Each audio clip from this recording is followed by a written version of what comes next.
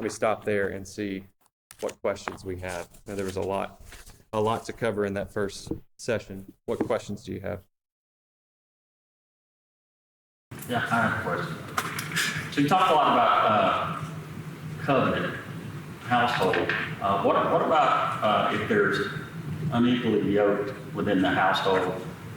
Do you have some practical suggestions for promoting unity? Yeah, sure. Yeah, I mean, Paul addresses this in 1 Corinthians 7, that the children are still holy, he says. They still participate in these promises if there's one believer in the household. I think my advice would probably be particular whether this would be a husband or a wife, whichever one is unequally yoked. In the case of a husband, patient with that unbelieving wife. As the head of the home, he has a responsibility to cast vision for the home, and obviously he needs to do that for his children. If it's a wife, it's a little more complicated because the husband is the head. But 1 Peter 3 has some great advice for wives who submit to their husband, who's unbelieving, and the Lord blesses that submission. The Lord blesses even the silent, faithful work that a wife does. The Lord will bless that, and maybe even convert the husband. That's the hope in 1 Peter 3, is that the husband would see this godliness and the Lord would use that to convert him. I would say for the wife to be careful in seeking to overtly subvert the husband's wishes. Obviously, her allegiance is to the Lord. He's the Lord of the household. So even if the husband doesn't recognize that lordship, just like our president doesn't recognize that Jesus is Lord, he's still Lord. He's still over that president, that king. He's still Lord over that household. And so she's always to obey him first.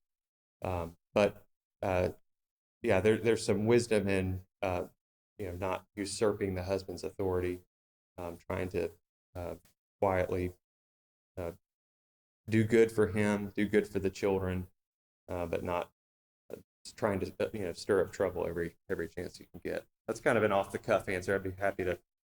Great question. Be happy to talk more about that one-on-one with anyone. So if the man's not a Christian and the woman is, he's supposed to be the leader and the spiritual leader. Mm-hmm. But if he's not a Christian, he can't be, so that makes her the spiritual leader, even though she's not supposed to be the spiritual leader, because she has to lead the children as spiritual leader. Yeah, it's complicated. He is still technically the spiritual leader. He's just not able to fulfill his office the way that he ought to. I would encourage her to find ways, to express her desire to train the children up in the nurture and admonition of the Lord. And if he permits that, if he's okay with that, she can certainly look for ways to do that under his permission, under his authority.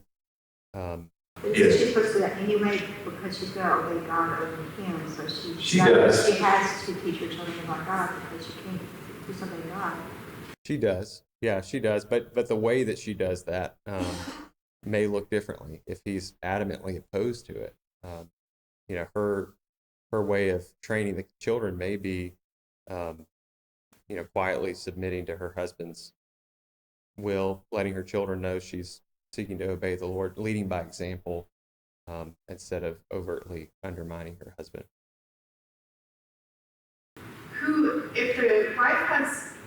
If the wife's husband isn't a believer, and the wife has a question about Scripture, who should she talk to?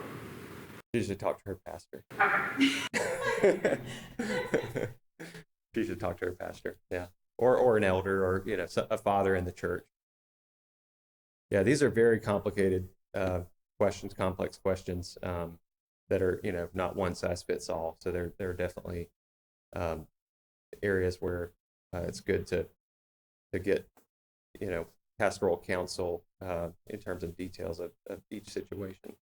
I'm speaking kind of in general. All right. Any others? You'll have other time to ask questions, but here's somebody.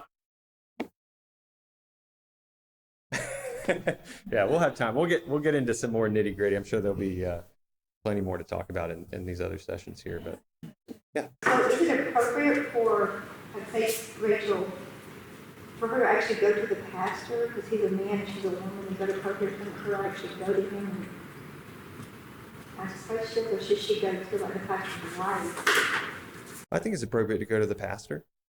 Yeah, that's God has set him up as her authority in the church, as a father in the church. I think that's appropriate. Yeah, and depending on what the question is, depending on the issue, it may be more suited for a woman. But with the question of scripture, I think it's entirely appropriate for a pastor or elder to answer those questions.